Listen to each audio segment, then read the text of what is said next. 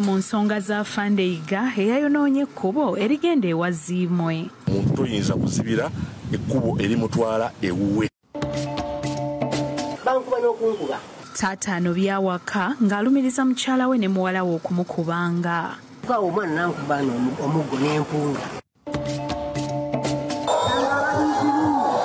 Pulezidenti Museveni akomekkereza okulambula ebitundu bya Tooro. Kusibwa emyaka 35. Ow'amagye akkiriza okutta omuwabi wa gavumenti Joan Kagezi. Bamusalidde emyaka 35. The case will be proceeding tomorrow.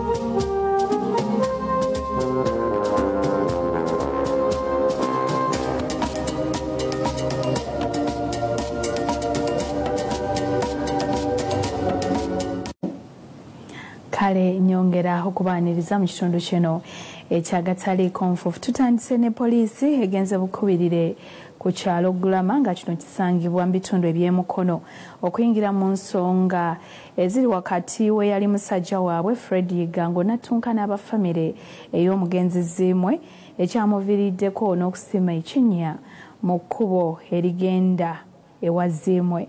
Bano poliisi bawadde amagezi bakkaanye oba sikyo beyongereyo mu kkooti. Ensonga ziyalyamyeko omuduuzi wa poliisi mu ggwanga Frederick yawumula yalumya amaka ng'omugenzi Anduka Zzimwe nguni yali nannyini kampuni ya Zzimwe Constructions Limited n'ayeekula ekinnya mu luguudo lwa Kolansi wakati Zongeddde Okulanda.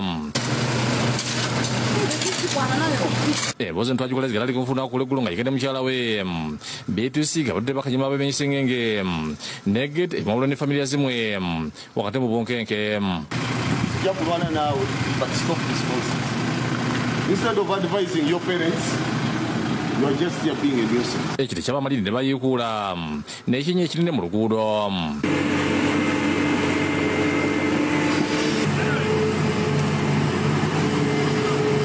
And you are speaking to a police commander.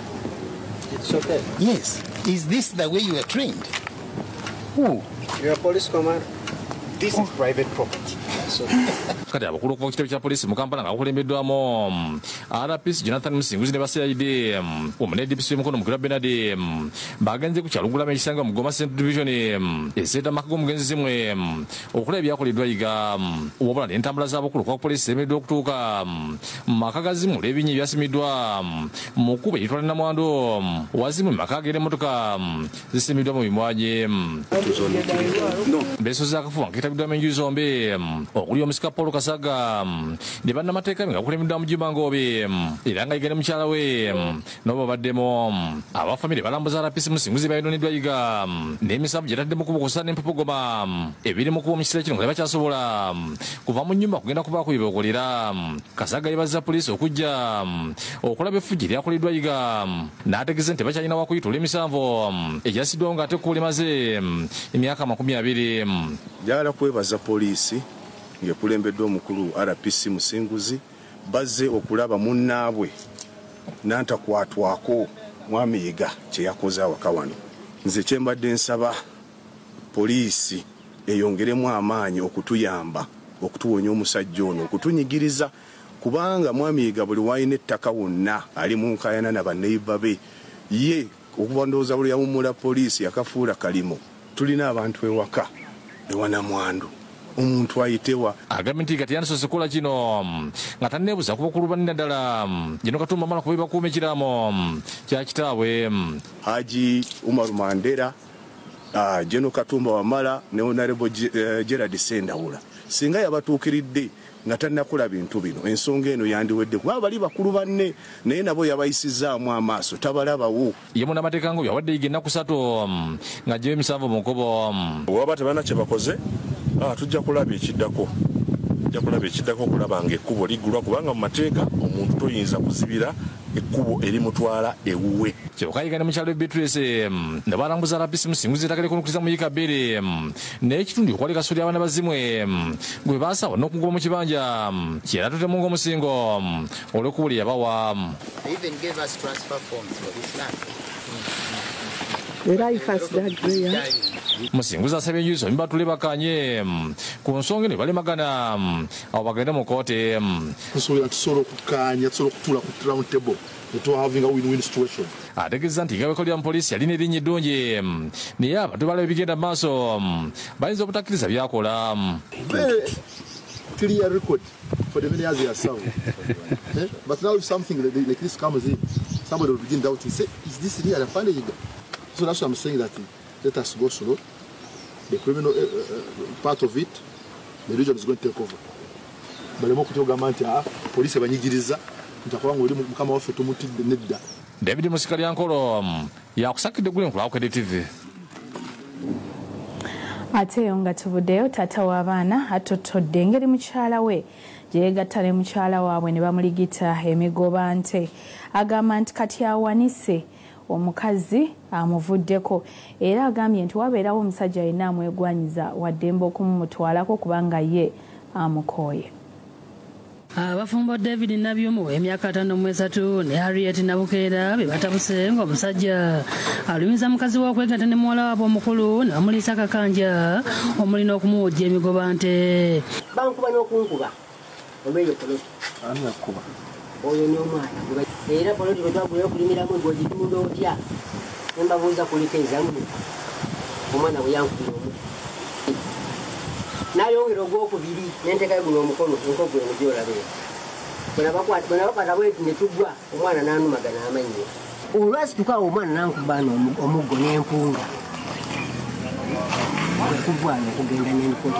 Bano ku kyalo Kisombya mu Kayunga Town Council nga badde batamuza omwaka gwa 3 mu bufumbo mwe bazaalidde abaana 5 ng'asembayo alina emyaka 18.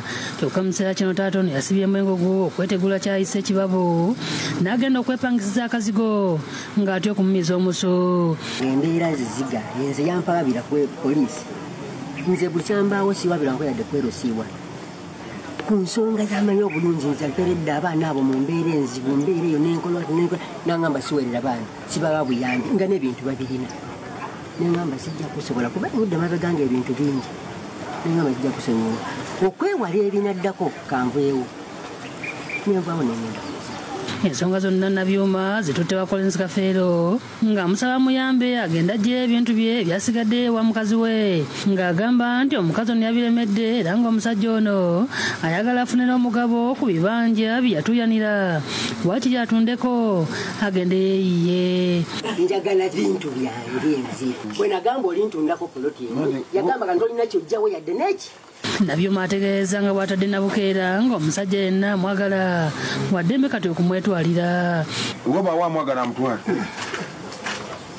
Nigu tumwagala.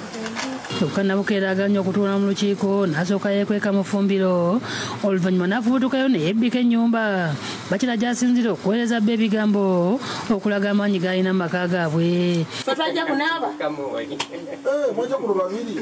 Sisobola kwogera kigambo kyange n'ekimu. Oba ozja wano nga tulyaba? Omuvuyevuyeyo. Omuvuyevuye. Ogamba kojja okujja okutuula wano gwenga wadduka. Nabukeera alumiriza Nazaala we okubatabulatabula nebba n'atuuka n'okunoba awaka nti kubanga ne Nazaala ono yanoba ewa bba nga kwe kwagala baganyaze mutabani we bw'atyo n'amera ejjindo. Ina amuzaala? Yamusibula okutunga ebyange olw'okuba bba yamugoba ayagala amugulire wamutunga. Nandi oli nnyina kati bikwata kuli. Ebyabwe n'ennyina. Collins Kafeero akakasizza nti Nabukeera abeeramu eddirisa n'oluggi era n'akkiriza babiri bano basooke baawukane okutangira ebikolwa eby'okuyiwa omusaayi. Oyiri kati bano tebakyasobola kubeera wamu. Mutabala gavumenti tubagatuula wakati watuukidde omukazi okuba omusajja omwana n'amuluma ne bamu kati omusajja bw'avira wansi awo ayinza okugwira oli n'amutuga. Ensonga bakuddamu okuzituulamu nga singa bombi banaawalira wakuzongerayo mu kkooti. Sawulo ow'okulira yakusakidde eggulu eno ku lwa Bukedde TV. Ate President Yoweri Museveni asabye abantu ab'ekitagwenda okweyambisa ettaka lye balina basobole okwegobako obwavu. President okwogera bino abadde akomekkereza okulambula mu nteekateeka eya PDM kwe yabaddemu mu bitundu eby'Ettoro. President Yoweri Museveni nga werekeddwako First Lady era Minisita w'ebyenjigiriza n'emizannyo Janet Museveni olunaku lw'eggulo baakomekereza okulambula ebitundu by'ettoolo nga balambula abaayo ku nteekateeka za gavumenti ezigenderera okuggya abantu mu bwavu naddala PDM.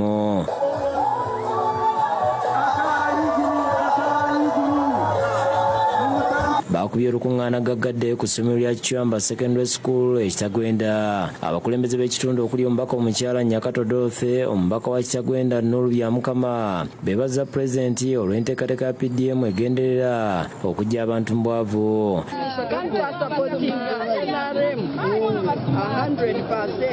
ahabokuba NRM etubeerireho twaza omuparishi modo abantu bafunire sente baruga omukoro mbwenu siima tutine kugarukiro. Wannampala wa gavumenti Denis Samson Obuwa ne minisita w'ebyamawulire Dr. Chris Waliomunsi beebaza pulezidenti olw'enteekateeka ez'okuggya abantu mu bwavu n'okutalaaga eggwanga okulaba bwe baziganyiddwamu. Nshabe abantu abali aha bakuteerera mu ngaro bali kusiima abwa stamina eyoyorekire okatayayira abahingi n'abatungi okayiguraho ka commissioninga projects za gavumenti covering the entire Western Uganda before you cross over to Buganda region. President Museveni yasinzidde n'asiima abantu b'Ekitagwenda olw'okukuuma emirembe n'okuganira ddala ebikolwa eby'obuyeekera mu kitundu kyabwe. Pulezidenti yategeeza nti wadde gavumenti ezimbye enguudo n'okutuusa amasannyalaze mu bitundu tebijja kuyamba bantu nnyo nga tebalina ssente mu nsawo. Yagambye nti ekyo kye kyawaliza gavumenti ye okuvaayo n'enteekateeka okusitula embeera z'abantu mu maka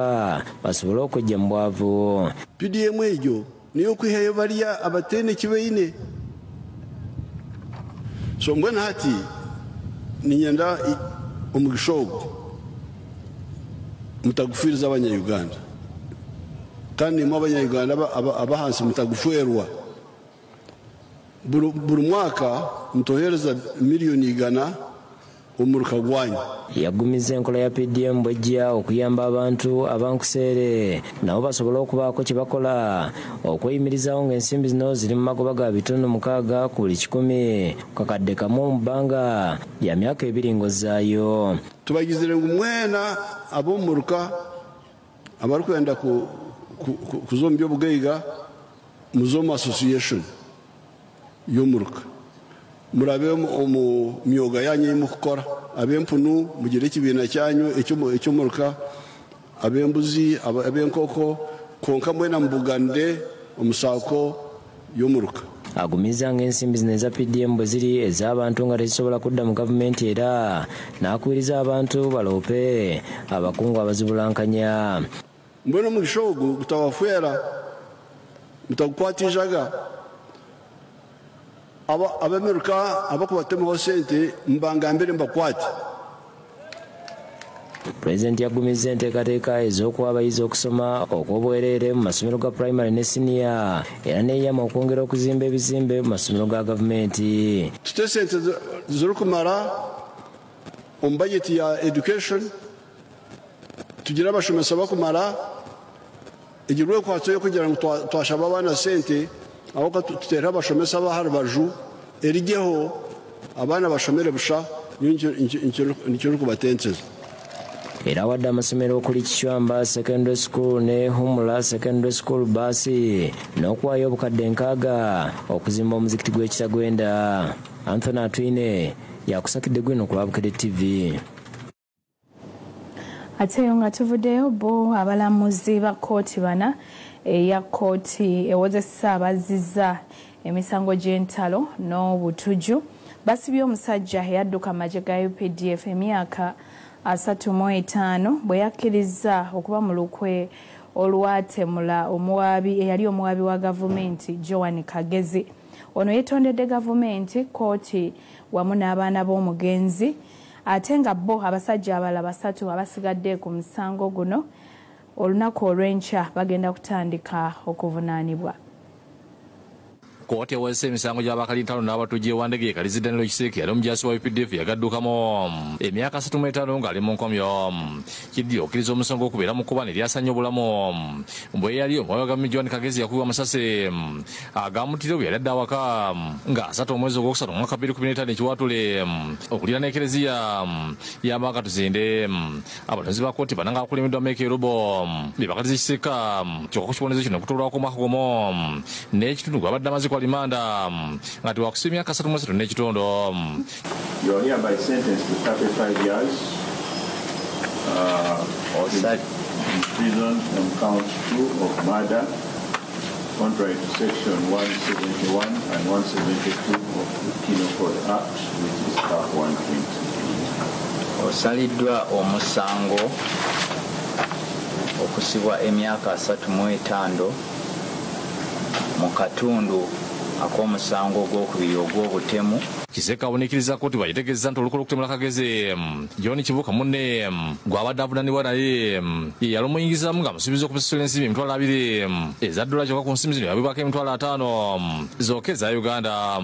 Kkooti era ewulidde Kiseeka bwe yaddukira amagye mu kibi eky'eggulu nga yabba emmundu 2 ez'ekika ekya AK-47.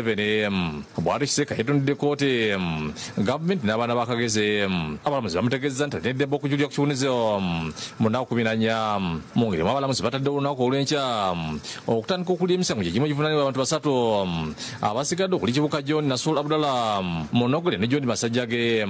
Omuwagizi w'ekitongole kya ssaawa gavumenti Jacqueline Okuya agambye Kiseeka ye abatuukirira n'abasaba okukkiriza omusango guno alyoke aweebwe ekibonerezo ekisaamusaamu era oluvannyuma lw'okutegeeragana kwe kusalawo okumuwa ekibonerezo eky'okusibwa emyaka 35. So the guilty plea came about as a result of Kiseeka Daniel reaching out to the Office of the Director of Public Prosecutions, expressing his interest in a plea bargain arrangement. And so when he reached out to us, we got involved in negotiations, and the outcome was the decision of 35 years for the commission of the offense. This is just the beginning of the case. The case will be proceeding tomorrow with the hearing in respect of the other 3 accused persons. So they will be prosecuted in the International Crimes Division of the High Court starting tomorrow. Kagezi yakubibwa amasasi mu bulago agamutta bwe yali addeka ng'ayimiridde okugula ebintu ku katale ekiwaatule akati gy'emyaka 10 egiyiseewo n'omwezi gumu n'ekitundu. This is a significant milestone in the quest for justice for our colleague, the late Joan Namazi Kagezi, Assistant Director of Public Prosecutions, justice for her children and family at large, as well as the Office of the Director of Public Prosecutions, especially considering the fact that it's been over 8 years since her murder, and it took quite some time for us to have a substantial arrest in this matter.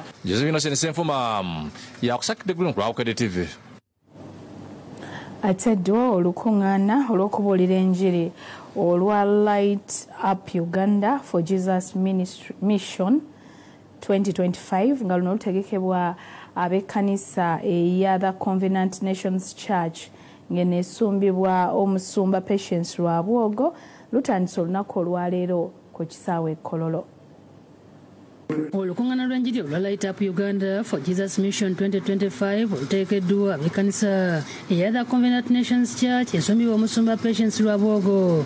Lutandise na lukungaana lw'abaami okwekuba mu ttooki ku ngeri gye baddukanyamu amaka ng'omubuulizi omukulu abadde Audrey Lwabwogo. Olwaleero tubadde twagala abantu baffe bategeere mbu ne bw'oba olina EKM oyinza kubeera exporter naye weetaaga omutindo, weetaaga ssente eza wansi, eza interest eya wansi, weetaaga baneighbors bo okutakuleetera obulwadde, naye weetaaga eka ng'olina eddembe. Lwabwogo atuse kubabuulira ku ngeri jjajjaawe gye yalokokamu okwetwalira Yesu Kristo okubeera omulokozi we era okuva olwo abaana n'abazzukulu bonna balokole. Driving his cows on foot without a certificate from Tungamo to Kampala. So he gets to a place called Chinoni, which is 23 kilometers from Kabale to Mbarara. He's very scared that they tell him that the chief here is very powerful. You don't have a certificate, you'll be arrested. Very quickly, he abandoned all the cows he had put money in as assets for trade. He walked those 23 kilometers until we took him to the right eye of Haro. That night he had voices he had never heard. He had men singing after midnight, and he joined those men. And that night converted, became a born-again Christian in 1936. Asomozezza abaami bulijjo okwogerangamu ne bakyala baabwe ku nsonga ezitwala obufumbo mu maaso ayina okukulembeza okusonyiwagana. Don't pass eye through work. Two, be careful who you meet. Because you don't know where your solution can come from. Don't pass your eye through people. And the third one, forgive. Because anger kills. Abamu ku beetera mu lukuŋŋaana luno yamyuka omulabizi wa Kampala Right Reverend Jackson Frederick Barwa, Dr. Joseph Serwadda, Omusumba Robert Kayanja n'abalala. Mu lukuŋŋaana luno basomesezza ne kulunda wamu n'okutunda ebyamaguzi ebweru w'eggwanga naddala ebibala nga RDC Fred Bamwine ne Steve Hajj bakasizza nti bifuna kiralo. So I'm one of the farmers njomu ku balimi whom I think I'm a big farmer, but without land in Kampala. Starting with the product that your market wants, which might also include not just size, shape, and variety, but it needs to be grown in a healthy way. Byetusobola okulima, byetusobola okulunda,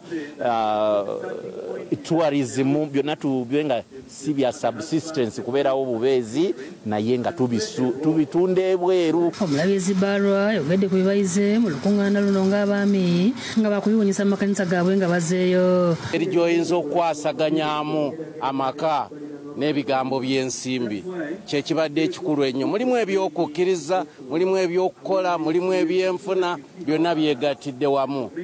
Olukuŋŋaana luno lwakomekerezebwa ku lunaku olw'omukaaga. Robina Nantale yakusakidde eggulu eno ku lwa Bukedde TV. Kyekitundu kyaffe ekisoose ekyagataliiko nfuufu. Tugenda kudda n'ekitundu ekyokubiri tovaawo kuba mulimu gano. Linda ne bino mu gataliiko nfuufu. Okusunsula abaneetaba mu mpaka z'ennyimba z'abajulizi kuwedde, kwaya 14 ziyiseewo. Ekika ky'omu gataliiko nfuufu. Smoothen and protect your baby's skin with 5 new